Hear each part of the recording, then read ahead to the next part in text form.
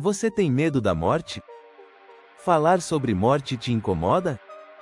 Já parou para pensar por que falar sobre a morte nos incomoda tanto? A verdade é que pensar na morte é desesperador e por isso evitamos esse assunto. É reconhecer que tudo um dia terá um fim e não tem como evitarmos isso. E eu confesso que não tenho fé suficiente para ser um ateu, afinal, se Deus não existe, e essa é a única vida que viveremos, qual o sentido de existir? Por que fazer o que eu faço se no final tudo acaba? Se não existe a eternidade, como suportar a dor de saber que nunca mais veremos aqueles que amamos e que já se foram? Como Paulo fala em 1 Coríntios capítulo 15 versículo 32, se os mortos não ressuscitam, comamos e bebamos, porque amanhã morreremos. A vida só faz sentido se existe uma vida além dessa vida. E é por isso que o Evangelho é uma boa notícia.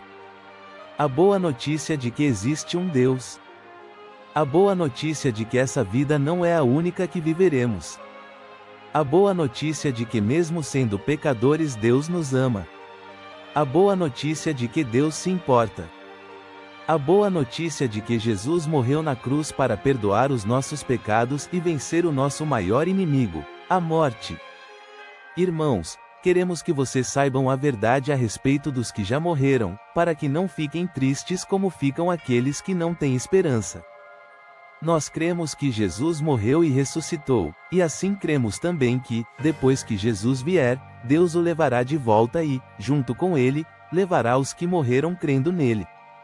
De acordo com o ensinamento do Senhor, afirmamos a vocês o seguinte: nós, os que estivermos vivos no dia da vinda do Senhor, não iremos antes daqueles que já morreram.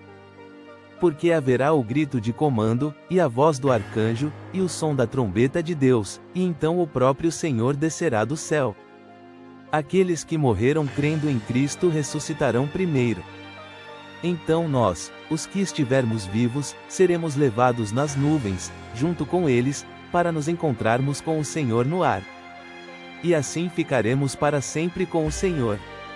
Portanto, animem uns aos outros com essas palavras. 1 Tessalonicenses capítulo 4 versículos de 13 a 18. O Evangelho é a boa notícia de que essa vida não é tudo o que existe. A boa notícia de que essa vida é apenas o começo. Existe uma eternidade. E isso muda tudo. Quando entendemos que há um Deus e há uma eternidade. E quando cremos no que Jesus fez na cruz, isso muda tudo. Nós passamos a dar valor à única coisa que realmente tem valor e é eterna: os relacionamentos que temos com Deus e uns com os outros. Para mim, um dos motivos de Jesus dizer que tudo se resume em amarmos a Deus acima de todas as coisas e ao próximo como a nós mesmos é que só há uma coisa que levaremos para a eternidade: pessoas. Todo o resto vai ficar quando sua vida aqui acabar. Mas Deus e as pessoas são eternos. Já pensou como seria um mundo em que todos os seres humanos entendessem que o mais importante de tudo são o relacionamento que temos com Deus e com as pessoas? Um mundo onde as pessoas vivessem para amar a Deus e umas às outras? Um mundo onde todo orgulho, todo ódio, toda mágoa, todo rancor seria deixado de lado, e o único sentimento que deixaríamos existir em nossos corações é o amor? Biblicamente, o nome desse mundo é o que nós cristãos chamamos de céu. E crer em Cristo é a única forma de irmos para lá. Então, você gostaria de viver em um mundo assim? Se sim, então admita que é um pecador e que sozinho você não consegue ser bom o suficiente. Admita que suas boas obras não são o suficiente para te salvar.